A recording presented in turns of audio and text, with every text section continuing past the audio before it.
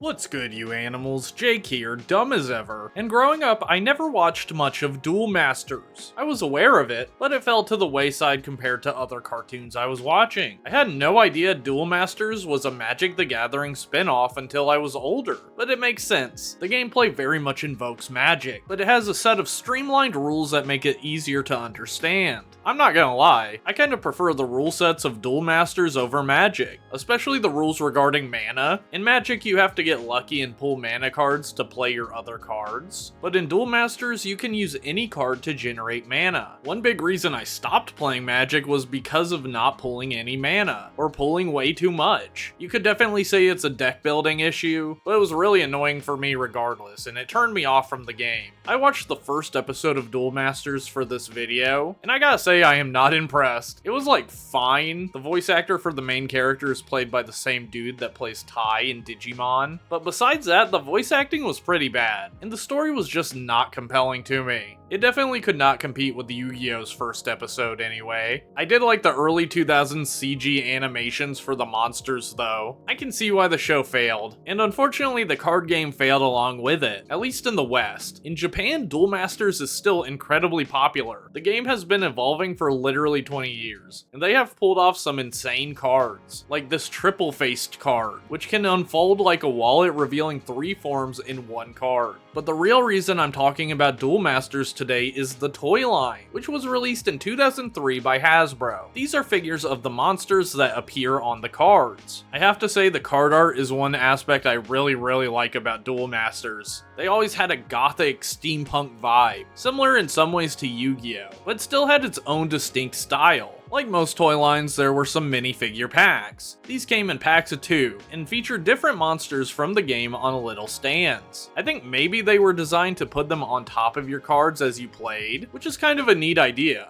And there was at least one pack for every color of mana. There was also a range of Happy Meal toys, which don't look great, but they at least give you human toys to go along with your monsters. My favorite is this one of the main character. You're supposed to put a card in his hand, but it just looks hilarious to me. The main toy line consisted of 5-inch action figures. The figure I remember most distinctly is Fire Sweeper, a dinosaur guy with a huge blaster. Though lacking in articulation, the sculpting on these toys is really nice. There was also Aqua Sniper, which is made of a really nice looking transparent blue plastic. Sometimes the toy just looks tasty, you know? Fear Fang is another figure I remember from my childhood. I found him at a swap meet held in a local church's parking lot, but I didn't buy him and I always regretted that. The sculpting is again amazing. I love his big old bone accessory. Horvath is one of the weaker designs. I don't really understand his vibes, to be honest. Mudman is a crazy looking figure. He almost reminds me of Playmate's turtle toys with how gross the sculpting can be. I do kinda love the faucet pouring goo out of his face. The last basic figure of the line is Earth, an angel looking dude who looks really cool. It's partially made of clear plastic and pearlescent white plastic, giving it a really unique and cool look. There were also 2 deluxe scale toys, which were slightly larger. Death Liger is a badass bone tiger, and there was also Gatling Sky Terror, which is a dragon that is biologically combined with a helicopter. I think that is really cool. Finally, there was a super class. These toys look pretty big. The first is Bolshak Dragon, which is like the main card that the main character uses. He looks really cool with huge wings, and I love that mean-ass head sculpt and flaming claw. Finally, there was Rothus the Traveler. This is a really cool robot. It has an old-timey vibe, but also features that cool rustic steampunk look. And there was also this weird roleplay toy, which I guess is Duel Masters' answer to the Duel Disk. Their gloves are made to look like fire, and one of them can shoot cards out. Overall, this toy line was pretty cool, but I can see why it didn't really work, because the cartoon didn't work, and the card game didn't work. So of course the toy line would not succeed, but I think it was an interesting toy line regardless, and a few of them would be striking pieces on your shelf. I should also point out that Duel Masters was rebooted in 2012, renamed to Kaijudo, but that reboot also failed and they didn't even make toys that time. Thank you to my video source Mr. Bazat. Please check out his other videos for more Duel Masters content. Let me know what you think about Duel Masters toys in the comments. Like and subscribe to help out the channel, and I'll see you in the next one.